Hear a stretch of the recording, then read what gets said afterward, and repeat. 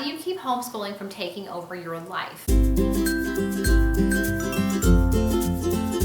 everybody, it's Becky. I'm back with a homeschooling video for you guys. This will be another video in my Homeschool Heart to Heart series. If you have not seen any of my other Homeschool Heart to Heart videos or any of my homeschooling videos, I will link my homeschooling playlist down below. But in the Homeschool Heart to Heart series, I really talk a lot about just conversational type things where I sit down and share my thoughts and opinions and experiences with you guys. I've really enjoyed adding to the Homeschool Heart to Heart series, and a friend of mine recently emailed me and she asked me, how do you keep homeschooling from taking over your life?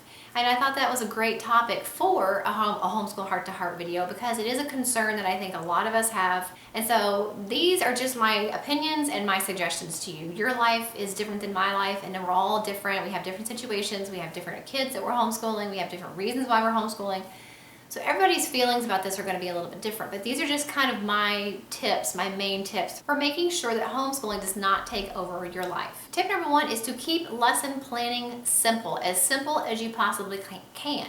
When we first started homeschooling, and a lot of people still do this, and if that works for them, that's great, but I would sit there and plan out like every single day what we were supposed to be doing every week, every day, every week, every day. And I was finding myself spending way too much time planning, and then when one thing went wrong and our schedule got off, then our whole plan was derailed and it drove me nuts. And I always felt like we were behind. I always felt like we were having to play catch up. And it was so stressful for me, and I'm sure it was stressful for my kids because they could tell we're behind, we've got to finish this and this and this. So I have learned to loosen up a lot in the lesson planning department. Now I still have kind of a framework of ideas of what I want to teach each year and what I think they should try to learn each year. But that doesn't mean that I'm sitting there scheduling in like every day, Monday, page 12, and Tuesday, page 13, and Wednesday, page 14. We basically follow the flow of the book. What I end up planning is the rotation and the flow of our schedule. So we're going to be doing this and this and this every day.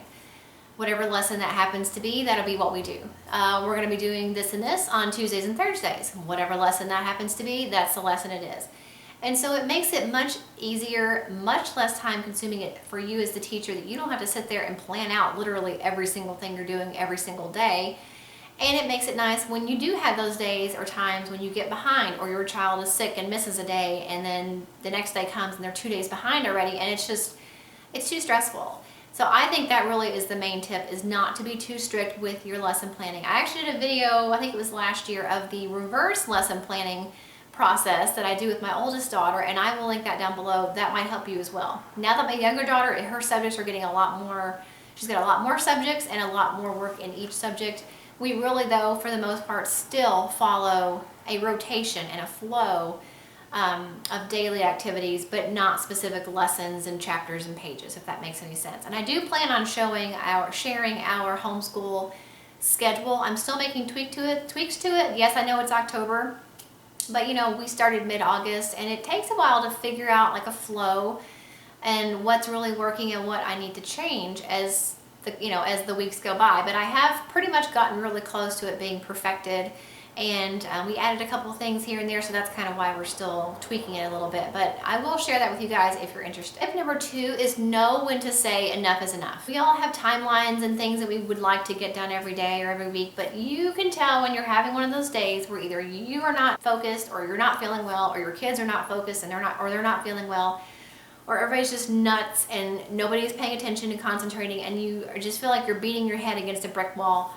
Those are the days that sometimes you just have to cut your losses and be done, or change up what you're doing. If your kids cannot sit still on a certain day and you're trying to get them to work and they're frustrated and you're mad, maybe it's time to think, okay, fine, we'll stop doing book work for a while. Let's go outside and play. Let's take a nature walk. Let's do something else. Let's watch an educational show. Let's go do a hands-on activity or craft. And then maybe after that they feel like coming back and doing schoolwork, and maybe they don't. Now that doesn't mean that just any old day your kid doesn't feel like doing work, they don't have to do it. But there are those days you will run into as a homeschooling parent where you feel like nobody's in the mood, nobody's listening, nobody's paying attention, nobody's sitting still. And those are the times that maybe you should mix it up. Maybe you should go and do something different. And a while back, I have a really old video where I talked about how to break out of a homeschool rut, and I will link it below if you promise to ignore the horrible lighting and my crazy hair. I don't know what was happening to my hair. If you promise to ignore those things, I think that video does have some helpful tips in it that maybe might help you to in a situation like that. But there's just some days where you need to be like, you know what, we're done for the day. We've done enough. Let's come back tomorrow and be refocused and refreshed after having a little bit of a longer break. Tip number 3 is to let kids grade their own papers. This is especially helpful if you have kids that are maybe doing the same grade level work.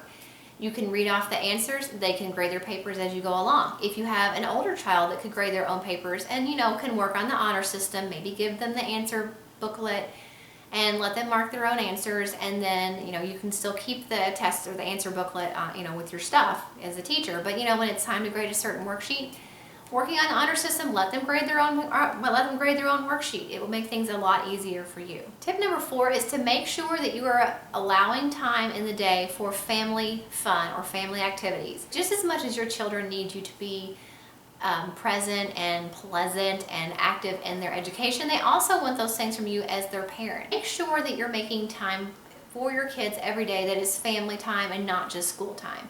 And it can be really hard to do that because sometimes you feel like you're spending so much time homeschooling and planning for homeschooling that it's a little hard to be their teacher and their parent and making sure that you have time for both. But it is important, it needs to be a priority, and I think that in itself will help you to not make it seem that homeschooling is taking over your life, because that way the only time that you spend with your kids is not just when you're teaching them.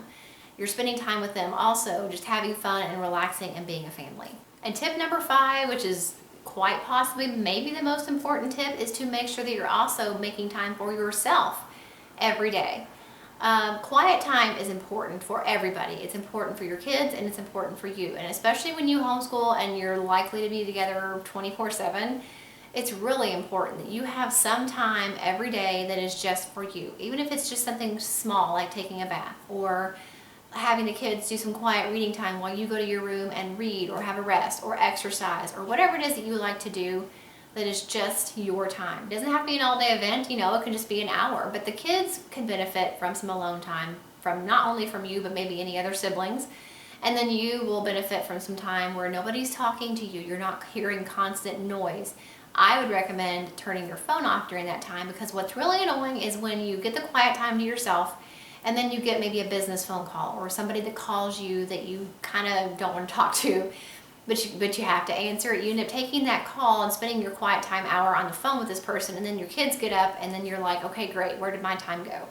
So I would recommend turning off your phone and just relaxing and doing something that is just for you. So those are my 5 tips for how to make sure that homeschooling does not take over your life. If you are a homeschooler and you have any other tips or suggestions that you want to add, please leave them in the comments below. I'm sure that all the other homeschooling parents will be appreciative of that and anxious to read whatever tips and suggestions that you might have. I hope this video was helpful. Make sure you give it a thumbs up if you liked it. Don't forget to subscribe, and I'll see you in the next video. Bye.